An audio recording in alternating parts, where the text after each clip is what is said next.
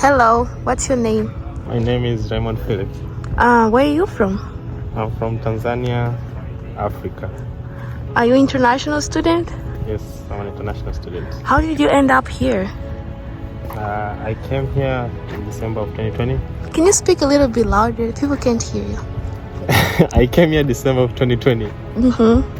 And did you ever dream about coming to the US? No, Really? So how did you end up here if you never dreamed about it? it was a chance. It was like a lucky chance because my family is a family that is not that much well off.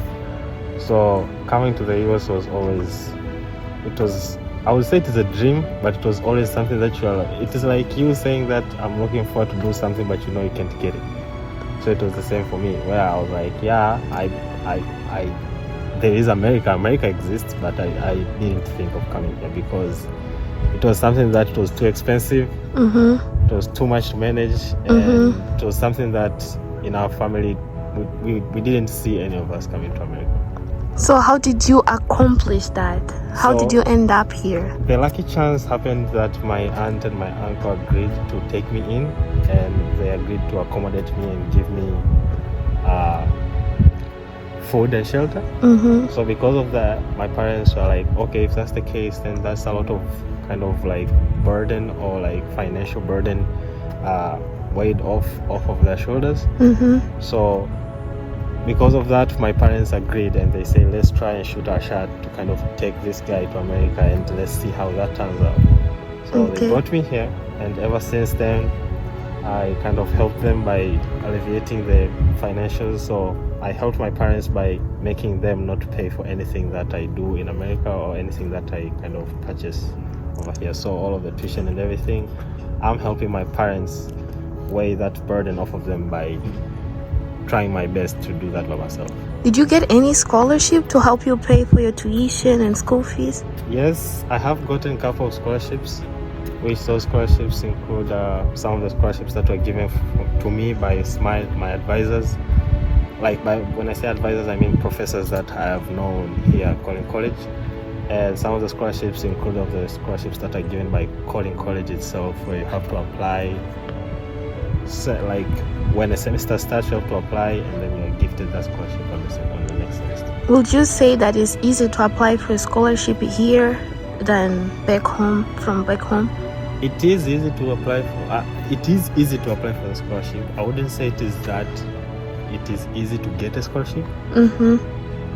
Because you're basically kind of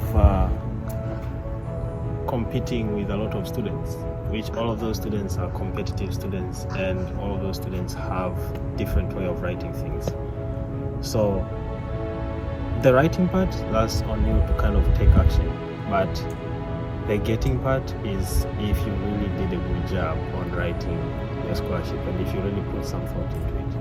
And how can I ask that question? You say that coming to US was never a dream because situation back home was not helping for you to dream like that, and it happened by chance. And here now, do you have, like, besides the scholarship, do you have any other way of paying for your tuition and stuff? And how did you get that? Well, the only way that I'm using to pay for my tuition right now is my job, which I got here at Collin College, and I work as a makerspace assistant in the makerspace fund in the library.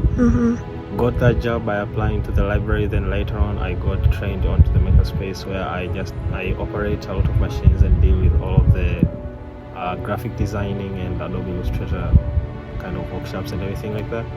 So from that job, even though it is a job that doesn't pay that much, but I try my best to conserve myself as much as I can and save as much as I can. So that's the job that kind of covers all my expenses here in America. Would you go back home?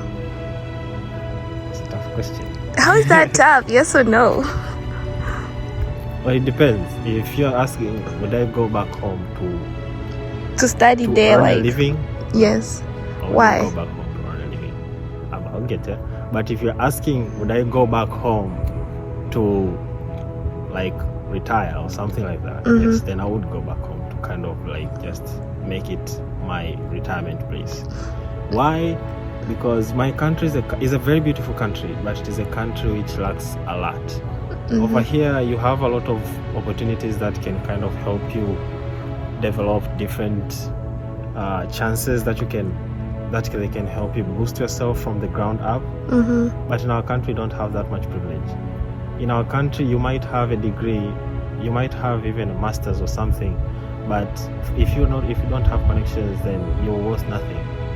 Or if you don't know anyone at the high table, then you're worth nothing. So it is basically a place that you live by gambling your choices.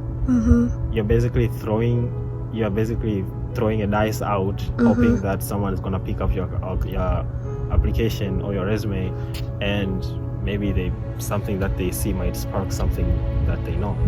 So if not, then you're never going to get a job. I've had witnesses, I've had friends, I've had family members who have had degrees and everything, but they couldn't get a job. And when you ask them that, hey, are you actually doing the job, they like the work of applying and everything, they tell you, yeah, I'm doing everything that there is. It is just, when you don't know nobody, it is just a very difficult. Yeah, this is tough. I have 2 more questions and that's it. So, what are you majoring in? So, that used to be a very easy question. Well, I will just tell you that right now I'm majoring in cybersecurity. I mean, I used to talk about that. Right now I'm just majoring in electrical and electronics engineering, but I've been here for 3 years now, approaching the 4th year, where I did graduate with my associates in electrical and electronics engineering the previous semester, this May.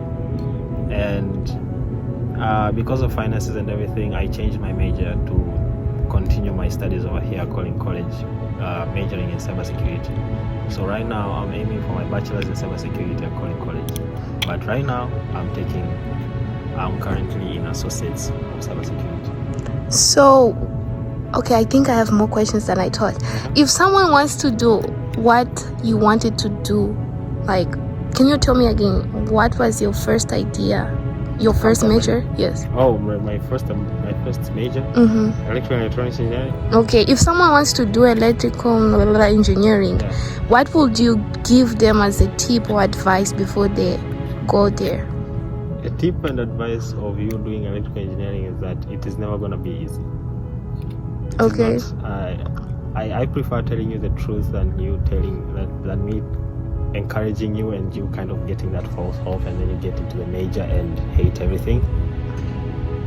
It is a degree that requires you to put in your blood and sweat into it. You're gonna have to put in some time. You're gonna have to put some sleepless nights and everything, and also go into the major if you actually love the major. If you don't like the major, if it is something that you're forced into it, then just don't do it.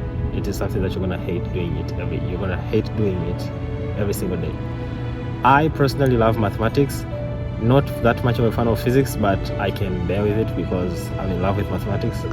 So that whole thing, it made me kind of intrigued and it kept me going because I loved that feeling of getting to solve something or getting to understand something in a much deeper level. So from that, it kind of kept me going and everything, and I was able to endure all of the fails and all of the passes that I came across in engineering. And one tip is that you're gonna fail, but engineering, just to let you know, in engineering, everybody, even the genius person, always fails.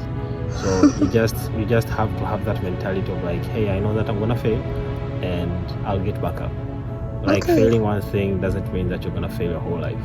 And another thing that my uncle told me is that in engineering there is 2 people. There is one person who understands engineering very much, and there is that another person who understands the basics of engineering.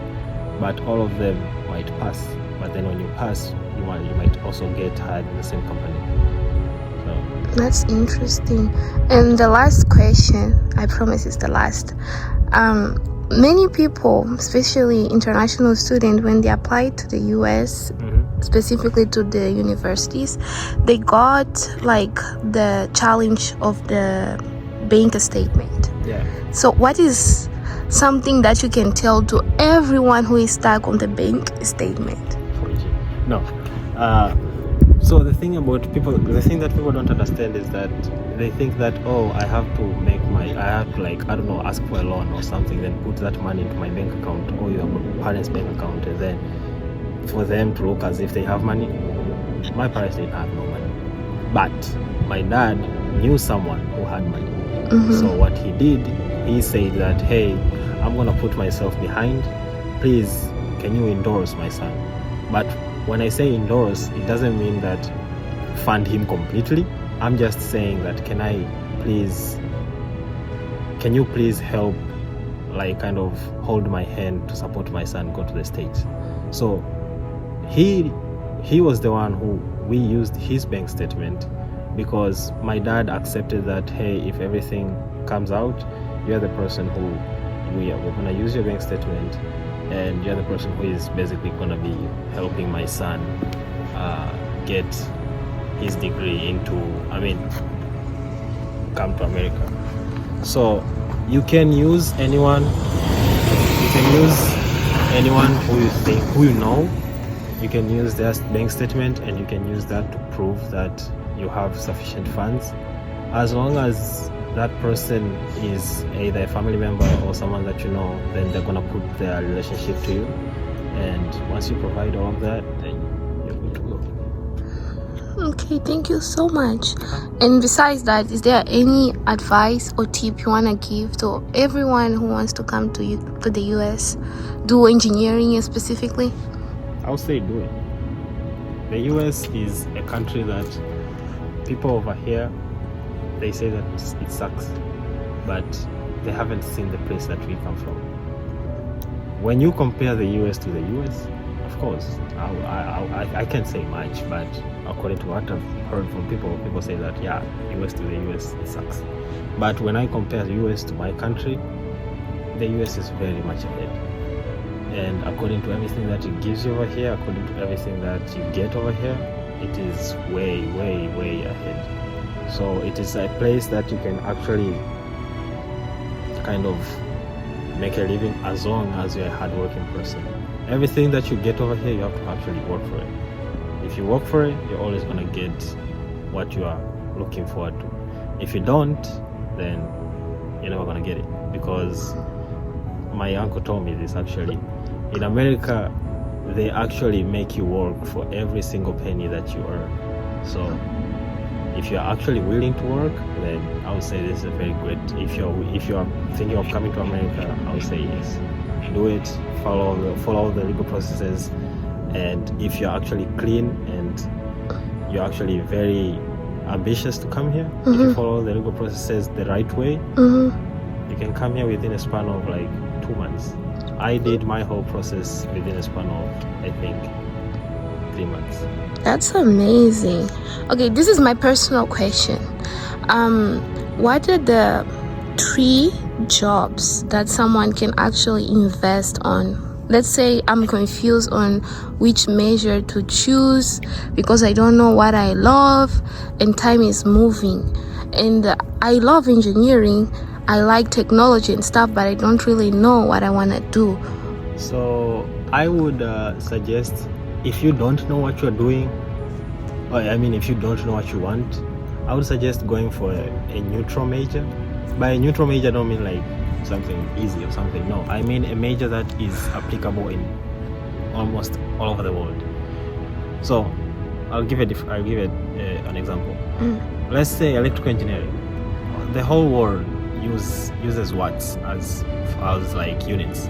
It uses voltage, it uses amperes, it uses everything. All of those are common terminologies that are used all over the world. But when you